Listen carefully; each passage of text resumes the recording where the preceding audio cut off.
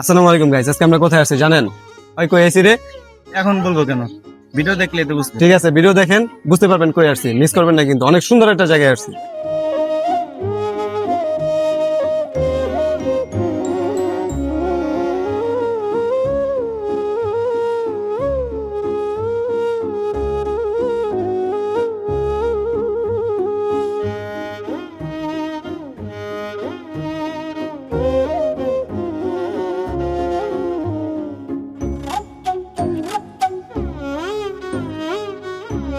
আসসালামু আলাইকুম, আজকে আমরা চলে আসলাম ঐতিহ্যবাহী এই যে বিরুলিয়া গ্রামে যাচ্ছি আর কি। আমরা এখন বর্তমানে বিরুলিয়া ব্রিজে আসছি। উত্তরা মিরপুর থেকে আর কি বিরুলিয়া ব্রিজ পার হলে এখানে যে ছোট্ট একটা ব্রিজ নামে আর কি, ব্রিজের এখান থেকে এই ব্রিজটা দিয়ে বিরুলিয়া গ্রামে আর কি মানে প্রবেশ করতে হয়।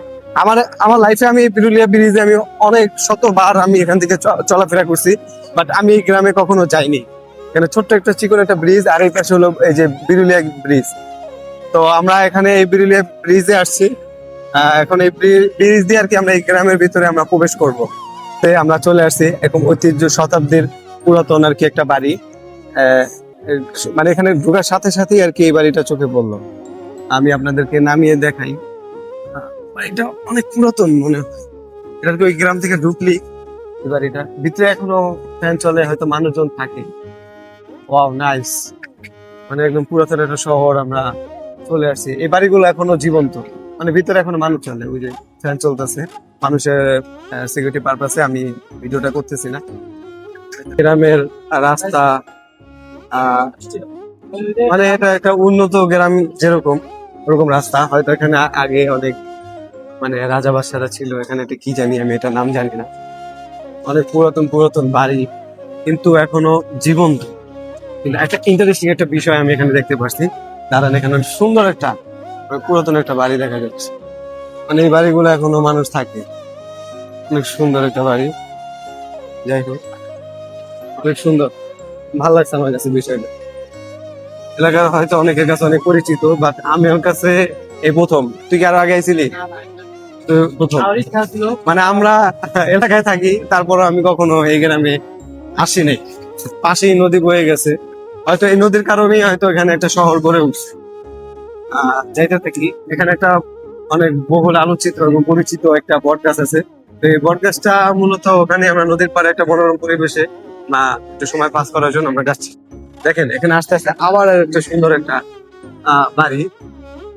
এটা এই বাড়িগুলো এখনো জীবন্ত, মানে এখনো মনে হয় কথা বলে। আবার এই যে আর একটা, মানে ভালো লাগতেছে। আপনারা আসলে আপনাদেরকে আমরা দেখাইতে পারবো। এখানে একটু পর পরে মানে অনেক পুরাতন একটা শহর। Wow nice, amazing. এখানেও একটা, এই যে এটা মনে হয় একটা পোস্ট অফিস। এটাও আর কি অনেক পুরাতন। আমি জানি না এটা কি, সরি আমার ভুল ভ্রান্তি হলে মাফ করবেন। যারা এলাকার আছেন আপনারা অবশ্যই জানাবেন আপনাদের এলাকা আপনাদের কাছে কেমন লাগে। মানে এখানে ঐতিহ্যের একটা ছোঁয়া পাওয়া যায়।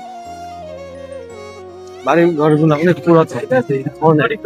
আমি আসলে একটা মিনিটের জন্য ক্যামেরাটা বন্ধ করতে চাচ্ছি না। এখানে একটা মন্দির আছে, আর কারণ কখন কি মিস হয়ে যায় বলা যায় না।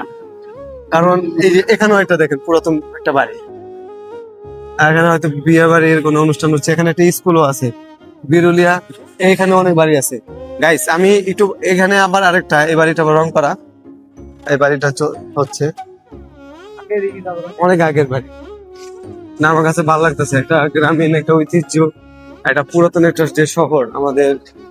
মানে এখানে আমরা এই যে বিরুলিয়া ঘাট যেটাকে বলে, এই ঘাটে চলে আসছি। এখানে অনেক রাস্তা আছে। এই যে একটা বাড়ির ভিতরে আসলাম। আমি এত পুরাতন বাড়িতে আমি কখনো প্রবেশ করিনি, এই লাইফে ফার্স্ট টাইম আপনাদের সাথে। এটা বর্তমানে বিরুলিয়া উচ্চ বিদ্যালয়ের পাশে আর কি এটা আছে। এটা বর্তমানে পুলিশ ক্যাম্প হিসেবে আর কি পরিচিত। এখানে এটা পুলিশ ক্যাম্প নামে আর কি আছে। অনেক পুরাতন একটা বাড়ি। আমি আসলে অনুমতি ছাড়া ভিতরে ঢুকবো না। তারপর আমি যেখানে আসছি এটাও একটা মানে তাও ঢুকছি আর কি। দেয়ালগুলো হয়তো চুনা পাথর দিয়েই করা, মানে পুরাতন দেয়াল। এখানে হয়তো মশাল বা লাইট জাতীয় কিছু রাখতো। এটা সুন্দর, আমি বাইরের সাইড আপনাদেরকে দেখাই।